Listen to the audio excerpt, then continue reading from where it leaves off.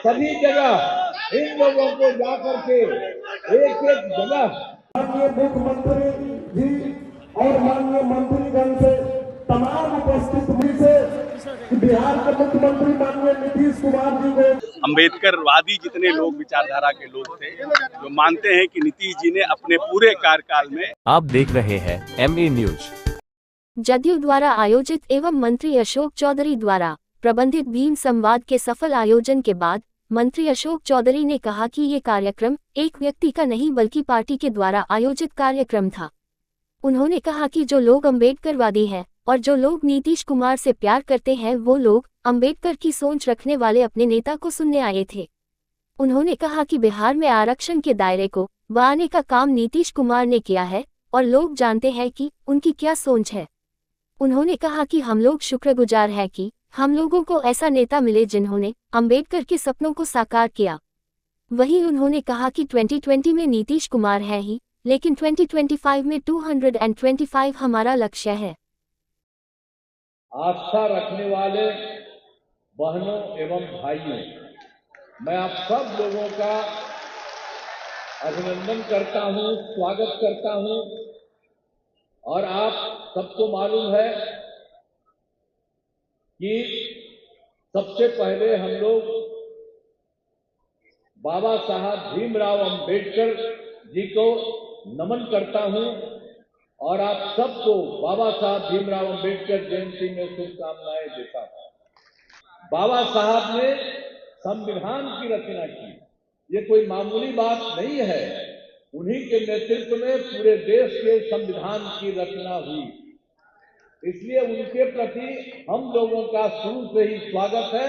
और जो आपको बताए, हम उनके घर पर भी जा करके और उनके परिवार के लोगों से भी, बाकी लोगों से भी मिले, तो मुझको तो उसी समय से बहुत ज्यादा इतना अच्छा लगा है कि अब आप जानते हैं ना कि हम लोग पार्टी में क्या कर रहे हैं।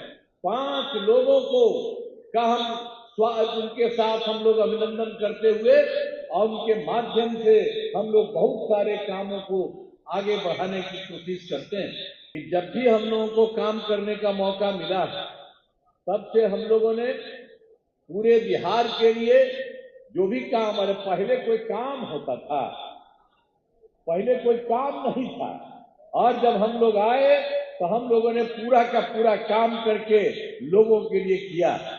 अब कितना ज्यादा महिलाओं के लिए इच्छा हुआ, लड़कों के लिए और सब जाति के लोगों के लिए हम लोगों ने किया।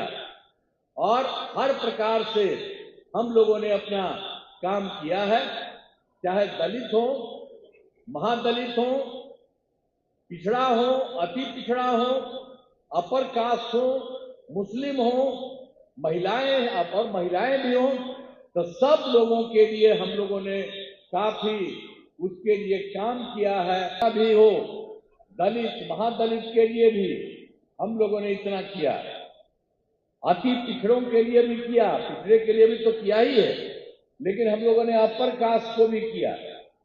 और जो मुस्लिम समुदाय के हैं उनके लिए हम लोगों ने सब तरह से काम किया। तो हम सब लोग तो ये सब काम हो रहा है और बहुत खुशी की बात है। और मैं तो यही कहूंगा अपने सभी साथियों को जो इन सब चीजों को देख रहे हैं, सब तरह से सारे काम को करने की कोशिश कर रहे हैं, तो सब लोगों से हम यही कहेंगे। यहाँ पर भाई अशोक चौधरी जी हैं। अरे भाई कहाँ है जी अशोक चौधरी? खड़ा होइए ना। हाँ, देखिए, आप ये भी देखिए, हम लोगों के साथ आ गए और ये पूरा का पूरा काम कर रहे हैं। इससे उनको मैं बधाई देता हूँ और इनसे हम यही कहेंगे कि जितना काम पूरे देश में किया जा रहा है, आप सभी जगह इन लोगों को जाकर के एक एक जगह एक एक बात कराइए, सब तरह से करिएगा ना। हाँ, बहुत अच्छा, एकदम एक दूसरे के साथ हित में काम करेंगे। आप भी खड़ा होकर के बोल दीजिए एक बार।